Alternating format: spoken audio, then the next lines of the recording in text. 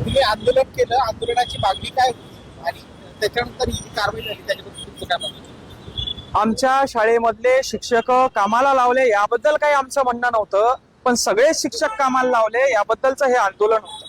बरं, असंही नाही की तहसीलदारांना सांगितलं नाही, असंही नाही तहसीलदारांना सांगितलं नाही, असंही नाही शिक्षण अधिकाऱ्यांना सांगितलं नाही, पण तुम्ही सगळेच जर का बहिरे होऊन बसला असाल तर आवाज आमचा कुठतरी आम्हाला वाढवावा लागेल. आणि तुम्हाला एकच सांगायचंय, सगळेजण अन्याय सहन करणार नाही, कुणाला तरी समोर यावं लागेल, कुणाला तरी आवाज उचलावा लागेल, या सिस्टमच्या विरोधात आवाज उचलावा लागेल. आज जन्माच्या प्रमाणपत्रापासून तर मृत्यूच्या प्रमाणपत्रापर्यंत भ्रष्टाचार बोकाळलाय.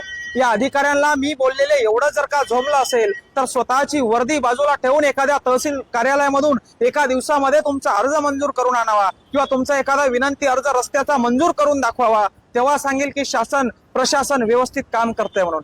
तुम्ही व्यवस्थित काम करताय, तुमच्यावर कामाचा लोड आहे, याबद्दल आमचं काहीच म्हणणं नाही, पण तुम्ही आमच्यासाठी आहात, आमचं म्हणणं तुम्ही ऐकून घ्यावं, त्याच्यावर प्रश्न या ठिकाणी तुम्ही मार्गी लावात, यासाठीचा हा उद्रेक होता. आणि तुम्हाला जर का असं वाटत असेल की मंगेश साबळेवर गुन्हे दाखल केले, मंगेश साबळेला तुरुंगात टाकलं आणि आता मंगेश साबळे शांत बसेल, गोळ्या जरी झाडल्या तरी हा साबळे शांत बसणार नाही. शेतकऱ्यांसाठी, गोरगरीब कष्टकरी बांधवांसाठी या ठिकाणी उठलेला हा आवाज आहे.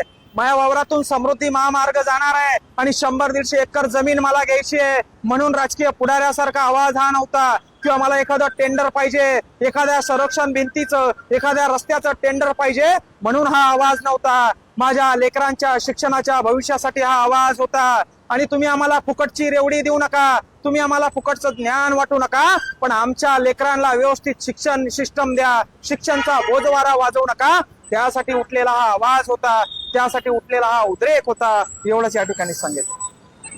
नक्कीच राजकीय षड्यंत्राच्या माध्यमातून आमच्यावर गुन्हे दाखल करण्यात आले, आमचा आवाज दाबण्याचा प्रयत्न करण्यात आला, पण त्या राजकारण्यांना मी सांगू इच्छितो, साबळे हा तुमच्या 4 दिवसाच्या तुरुंगानं किंवा 4 दिवसाच्या हर्सुलच्या जेलनं दबणारा नाहीये. अरे एवढा भ्रष्टाचार आज या महाराष्ट्रामध्ये बोकाळलाय, याच्यावर साबळे आवाज उचलणार आहे. आज हर्सुलचं तुरुंग सोडलं, हर्सुलचे या ठिकाणी पोलीस अधिकारी सोडले, तर बाकीकडं सगळीकडं भ्रष्टाचार या ठिकाणी बोकाळले. म्हणजे जेलात प्रशासन चांगलं सुरू आहे, जिथं कैदी असतात तिथं प्रशासन चांगलं सुरू आहे, मात्र बाहेर जिथं सामान्याचे काम व्हायला पाहिजे तिथं टेबलाखालून पैसे द्यावं लागतायत, टेबलाखालून भ्रष्टाचार सुरू आहे. आणि त्याच्या विरोधात जर का कोणी आवाज उचलणार असाल आणि तुम्हाला वाटत असेल तुम्ही तो आवाज दाबणार असाल तर ही जनता शांत बसणार नाही, आमच्यासारखे तरुण शांत बसणार नाही. आणि आम्ही ही खुणगाड बांधून हा आवाज उचललेला आहे. तुम्हाला वाटत असेल 4-2 दिवसाच्या तुरुंगवासानं तुम्ही आमचा आवाज दाबणार तर विसरून जा,